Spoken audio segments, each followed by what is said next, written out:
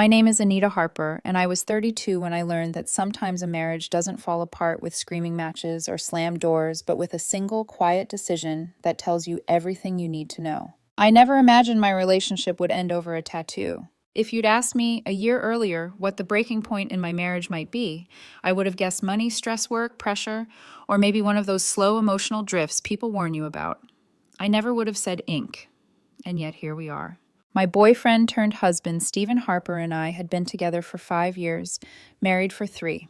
On the surface, we were solid. We argued occasionally, like any couple, but nothing explosive.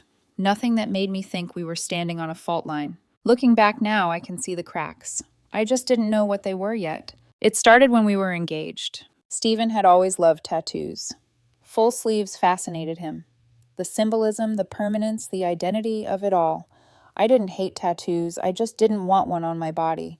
I liked my skin the way it was. That had never been an issue between us. Until the engagement party. We were standing near the bar, laughing champagne glasses in hand, when Stephen leaned in with that excited grin of his and said, "Wouldn't it be amazing if we got matching tattoos to celebrate this?" I laughed at first, thinking he was joking. He wasn't. I told him gently, "You can absolutely get one if you want. I just don't want one myself." His smile faded for half a second.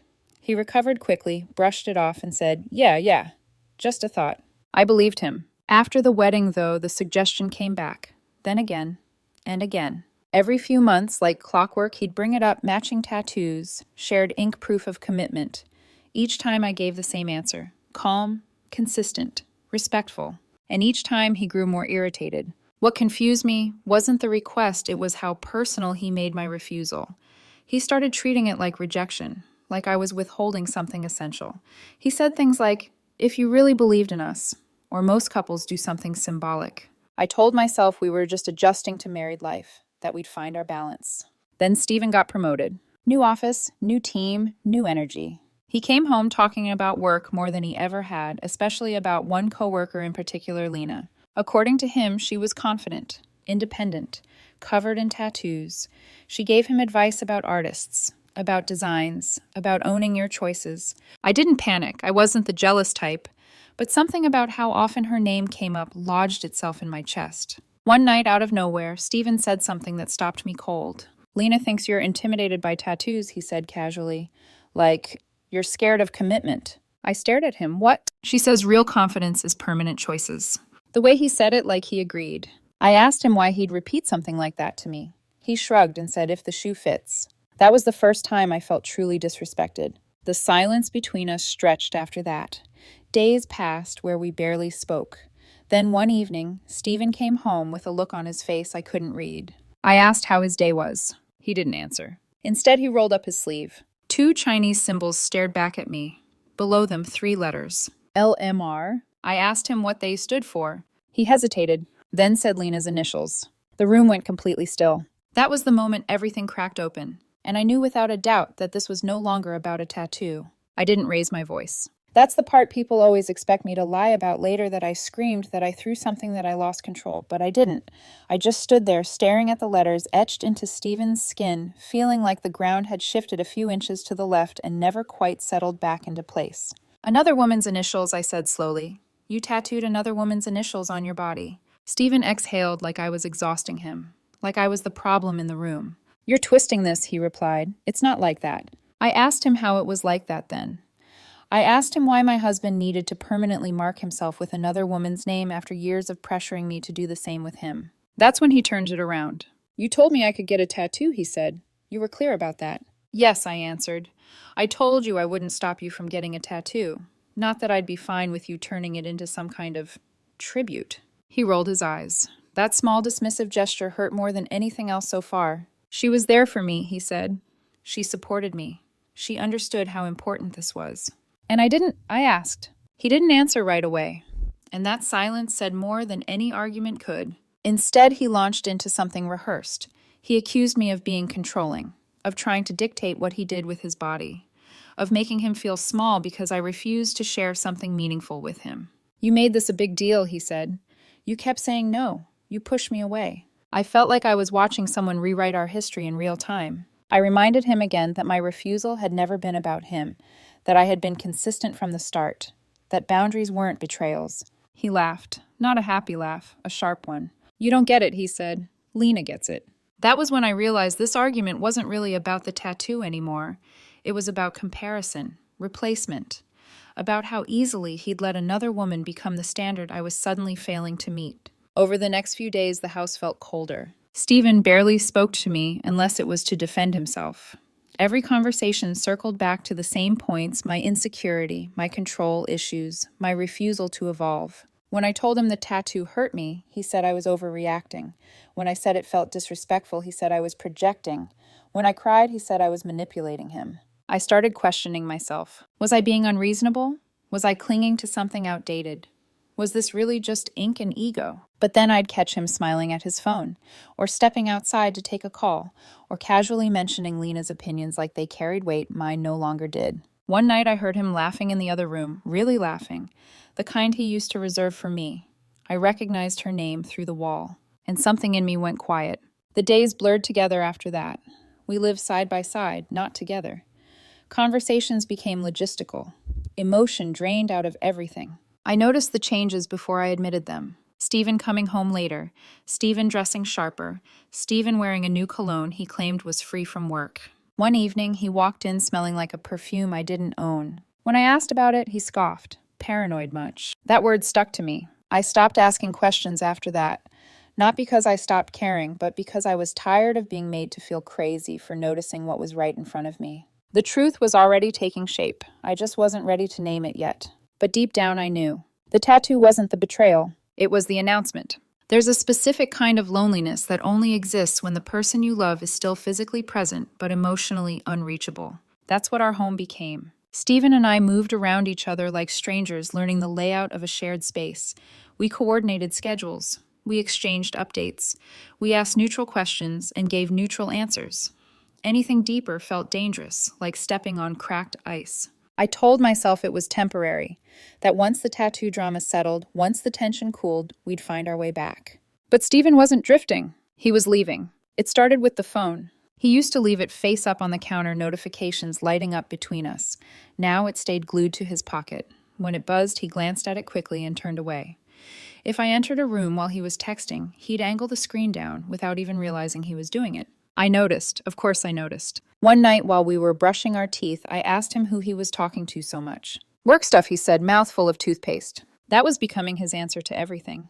The late nights came next. At first it was one or two. A project deadline, a team dinner, a last-minute meeting, all reasonable explanations if they hadn't become routine. He stopped asking when I'd be home, stopped checking in, stopped seeming to care whether we crossed paths at all. I'd lie in bed listening for his car, watching the minutes crawl past midnight, telling myself I wasn't that wife, the suspicious one, the clingy one, the insecure one he'd already painted me as. Then there was the perfume. He came home one evening, dropped his keys on the counter, and kissed my cheek like everything was normal.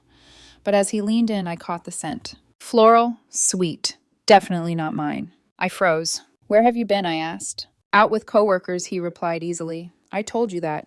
You smell like perfume. For a split second, something flickered across his face. Then it was gone. Someone hugged me goodbye, he said, relax. I wanted to believe him. I needed to believe him. So I swallowed the doubt and let it sit there heavy and unresolved. The next morning, I noticed something else. Stephen was taking his time getting ready, more than usual. He ironed a shirt he normally wouldn't bother with, styled his hair, chose his watch carefully. You look nice, I said, trying to sound casual. He smiled. Can't I want to look good? Of course he could. But the pit in my stomach didn't care about logic. It cared about patterns. I stopped bringing things up after that. Every concern became a potential accusation. Every question turned into an argument I didn't have the energy to fight. I started keeping things to myself, observing, collecting moments instead of confronting them. The emotional distance between us grew until it felt intentional. One evening, Stephen told me he had a work event and wouldn't be home late. I nodded, said okay, pretended my chest wasn't tight. Hours passed. The house stayed silent. And then that familiar feeling crept in. The one that doesn't shout, doesn't panic, doesn't explain itself. It just knows. I grabbed my keys and went for a drive, telling myself I just needed air. I didn't expect to see his car. But there it was, parked right outside a bar we used to go to together. My hands shook as I pulled over. Inside, the lighting was dim. Music hummed softly, and in the corner booth, close enough that their knees were touching, sat Stephen and Lena, laughing, leaning in, comfortable. Stephen looked up and saw me, his face drained of color. I didn't yell, I didn't cry, I didn't ask questions. I just said, "Is this the work event?" And then I turned around and walked out. I didn't need answers anymore. I already had them. I didn't cry on the drive home. That surprised me later when I thought back on it. I expected hysteria, shaking hands, something dramatic. Instead, there was a strange calm that settled over me, like my body had decided the worst part was already over. The not knowing. Seeing Stephen and Lena together didn't shatter anything, it clarified it. By the time I pulled into our driveway, I wasn't angry anymore. I was empty. And emptiness, I would learn, is far more dangerous to a relationship than rage. I walked inside and turned on a lamp. The house looked the same. Our house. The one we'd picked together. The one I'd defended in my head for weeks while pretending nothing was wrong. I sat on the edge of the couch and waited. When Stephen came home, it was close to midnight. He stopped short when he saw me sitting there, fully dressed, lights on. For a moment, neither of us spoke. The silence stretched long enough to make him uncomfortable. "Why are you home?" I asked calmly. He hesitated. The event wrapped up early. I nodded. "That's funny." He swallowed. I could see him deciding whether to lie again or pivot to something safer. "You followed me," he said instead, his voice sharp. "No," I replied. I trusted my instincts. Big difference. He dropped his keys on the counter a little too hard. "You embarrassed me." I laughed then. Not because anything was funny, but because the audacity of that sentence was almost impressive. "I watched you sit in a booth with another woman," I said, "one whose initials are permanently etched into your arm, and you feel embarrassed." He ran a hand through his hair, pacing. "You don't understand. We were just talking." "That's what you said the first time," I replied. "And the second. And the third." Funny how just talking keeps requiring lies. His expression shifted, defensive, cornered. "You pushed me away," he said. "You made me feel unwanted." I stood up slowly. "I set a boundary. You crossed it, and now you're blaming me for the distance you created." He didn't respond, because there was nothing left to say. That night I packed a bag. Not everything, just enough. Clothes, toiletries, my laptop, the essentials of a life I suddenly realized I was willing to rebuild from scratch. Stephen watched me from the doorway, silent, stunned. "So you're really doing this?" he asked. "Yes. It's not what you think." I turned to face him. "Then you should have stopped before it became exactly what it looks like." I left without slamming the door. The next few days passed in a blur. I stayed with a friend, answered work emails, pretended I was fine. Stephen texted me, constantly apologies, explanations, reassurances, anger. Every emotion cycling through. I didn't respond. Then one afternoon he showed up. He stood in the rain outside my friend's apartment, looking smaller than I remembered. Defeated. I let him in because I didn't want a scene. We sat across from each other in silence until he finally spoke. "I slept with her," he said quietly. There it was. Not dramatic, not tearful, just a fact. I nodded once. "Thank you for telling me." He looked surprised by my reaction. "That's it. That's everything," I replied. He tried to explain, tried to contextualize, tried to turn it into a mistake instead of a series of choices. But I was already done listening. "You don't need forgiveness from me," I said. "You need accountability from yourself." I asked him to leave, and this time he did. The strangest thing about endings is how quiet they can be once the decision is made. After Stephen left my friend's apartment, there was no dramatic collapse, no screaming into pillows, no sudden wave of regret, just a dull, steady certainty that whatever we had was finished. Not cracked, not damaged, finished. The next morning, I filed for separation. I didn't do it out of anger. I did it because I needed something concrete, something real to anchor me in a moment that otherwise felt surreal. Signing my name felt heavier than I expected, like I was closing a door I'd once sworn I'd never walk away from. Stephen tried to reach me constantly after that. He sent long messages apologizing, then shorter ones, accusing me of giving up too easily. Some days he sounded remorseful, other days resentful. He said Lena didn't mean anything, then contradicted himself by insisting she understood him in ways I never had. I stopped reading halfway through most of them. When we did speak briefly strictly about logistics, he oscillated between guilt and self-pity. He wanted comfort without consequences, closure without accountability. I refused to give him either. The confession about sleeping with her hadn't hurt the way I expected. It hadn't destroyed me. It had clarified everything. There was no longer a version of events where I was misinterpreting things or being unfair. There was just the truth. We finalized the separation faster than anyone expected. No children, no complicated assets, just a shared life being dismantled piece by piece. I kept the apartment. He moved in with a friend. It felt symbolic, like I was reclaiming physical space along with emotional ground. The last time I saw him in person during that phase was to exchange paperwork. He looked exhausted, thinner, like someone who'd been sleeping poorly and living in regret. "You don't even seem upset," he said quietly, studying my face. "I did my crying before you told the truth," I replied. "You were just late." That stung him, I could tell. "I didn't mean for it to go this far," he said. "That's the problem," I answered. "You didn't mean anything until it was too late." When the divorce was finalized, I expected something to hit me. Sadness, relief, anger. Instead, I felt light. Not happy, not victorious. Free. Weeks passed, then months. Stephen faded into this background of my life. We spoke occasionally through lawyers, then not at all. The silence became normal. And for the first time in a long time, I slept without wondering what the person beside me was hiding. I thought finalizing the divorce would be the end of it. That once the paperwork was signed and the last logistical ties were cut, Stephen would disappear into his own life and I would disappear into mine. That's how it's supposed to work, right? Two people acknowledge the wreckage, step away from it, and move on. But life doesn't like clean exits. About 3 weeks after everything became official, Stephen started reaching out again. At first it was harmless, short texts asking how I was doing, whether I was adjusting okay. I ignored them. Politeness felt like an invitation, and I wasn't interested in reopening anything. Then the messages got longer. He wrote about how empty the apartment felt without me, how quiet his life had become, how things with Lena weren't what he'd expected. That part almost made me laugh, not because it was funny, but because it was so predictable. Eventually, he asked if we could meet, just once, for closure. I considered saying no, but there was a part of me, a calm, detached part, that knew I wasn't fragile anymore. I wasn't hoping for apologies or explanations. I didn't need validation. And I wasn't afraid of seeing him without the rose-colored version of who he used to be. So I agreed. We met at a small cafe not far from where we used to live. Neutral territory, no memories attached. Stephen was already there when I arrived, sitting stiffly with his hands wrapped around a cup of coffee he hadn't touched. When he looked up and saw me, his face softened, with something that might have been relief or desperation. "You look good," he said. "I feel good," I replied honestly, sitting across from him. That seemed to throw him off. He launched into an apology almost immediately, told me he'd been thinking a lot, that he finally understood how much he'd hurt me, that he never meant to lose me. I let him talk. When he finished, there was a long pause.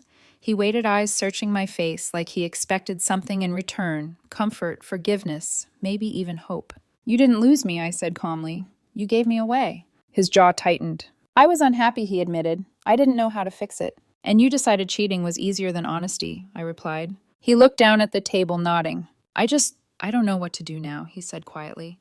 "My life feels like it's falling apart." That was the moment everything became clear. He didn't miss me. He missed the version of his life where he felt stable, supported, understood without effort. "That's not my responsibility anymore," I said gently but firmly. "You made choices. I respected them by walking away." He swallowed hard. "Is there really no chance?" I didn't hesitate. "No, not out of anger, not out of spite, out of certainty." We sat in silence for a few moments after that. Then Stephen stood, nodded once, and thanked me for meeting him. As he walked away, I felt something shift inside me. Not pain, not nostalgia. Relief. Because closure isn't about forgiving someone else. It's about finally choosing yourself. 6 months passed. Not the dramatic kind of passing where every day feels like survival, but the quiet kind where weeks slip by without you realizing it, and one morning you wake up and notice you're no longer carrying someone else's weight. That was when I knew I was free. My life didn't suddenly become perfect. There were still hard days, still moments when a song or a place tugged at something old. But the difference was this: I wasn't stuck anymore. I wasn't waiting for explanations. I wasn't rehearsing arguments in my head. I wasn't wondering what version of the truth I'd get that day. I rebuilt slowly. I reconnected with friends I'd drifted from while trying to hold a marriage together by myself. I threw myself into work not as an escape, but as something that belonged fully to me. I started saying yes to things again: weekend trips, last-minute dinners, spontaneous plans.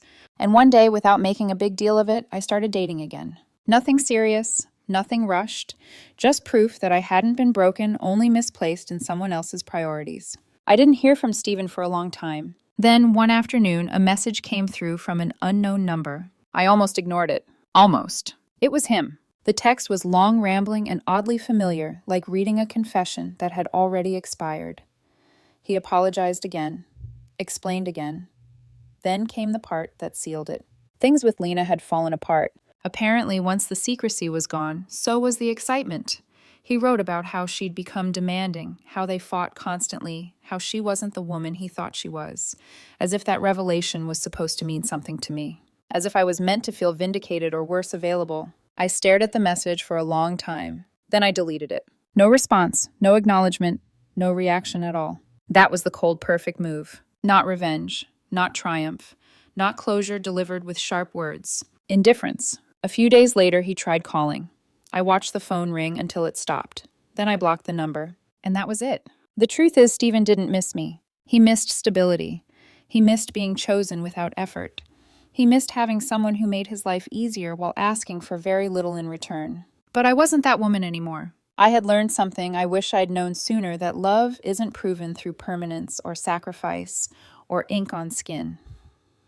It's proven through respect, consistency, and honesty, through choosing your partner even when no one else is watching. Stephen failed that test, and I passed the one that mattered most. I chose myself. Life isn't perfect now, but it's honest, it's calm, it's mine, and I wouldn't trade that for anything.